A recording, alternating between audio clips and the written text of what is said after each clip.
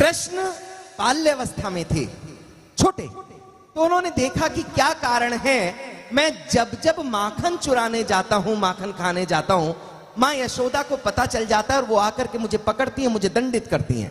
उन्होंने पूरी की पूरी घटना का सर्वेक्षण किया और ये जाना कि मां ने चतुराई वश कुछ घंटियां उस छीके से बांध दी हैं जिस छीके में मक्खन की मटकी रखी जाती थी। कृष्ण जब जब जाते थे वो छीका हिलता था, मटकी हिलती थी, घंटियां हिलती थी, जिनका स्वर मां के कानों में आता और मां आकर के उनको पकड़ती, उनको दंडित करती। कृष्ण उन तमाम घंटियों के सम्मुख गए और ये कहा कि मैं तीन लोक के नाथ भगवान नेमिनाथ का चचेरा भाई स्वयं कृष्ण तुमको यह आदेश देता हूं कि जब मैं माखन चुराने आऊं तब तुम बजना मत। आश्चर्य की बात दोस्तों ये थी कि उन घंटियों ने मौन धारण कर लिया। कृष्ण अपने तमाम बाल सखाओं के साथ उस कमरे में प्रविष्ट हुए।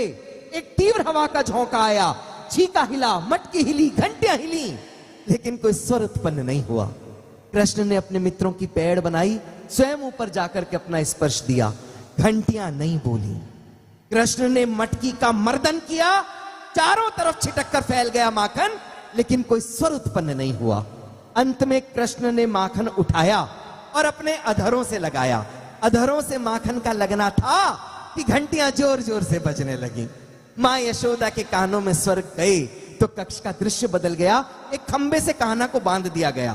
कान्हा प्रश्नवाचक मुद्रा में आए, उन घंटियों की ओर निहारते हुए बोले, मैंने तुम्हें मना किया था, तुम बजना मत, क्यों बजी? तब बड़ी विनम्रता के साथ घंटियों ने उत्तर दिया, बोले, नाथ आपके आदेश की अवहेलना करें ऐसा हम घंटियों के वश में कहां। आप इस कमरे में प्रविष्ट हुए, एक तीव्र हवा का झोंका आया, मेरे बदन को छुआ, मैं बजना चाहती थी, मैं नहीं बजी। आपने आकर अपना स्पर्श मुझे दिया, मैं बोलना चाहती थी, मैं नहीं बोली। आपने मटकी फोड़ी, मेरा अंतस्तक कांप गया, लेकिन मैंने मेरे होंठ नहीं खोले।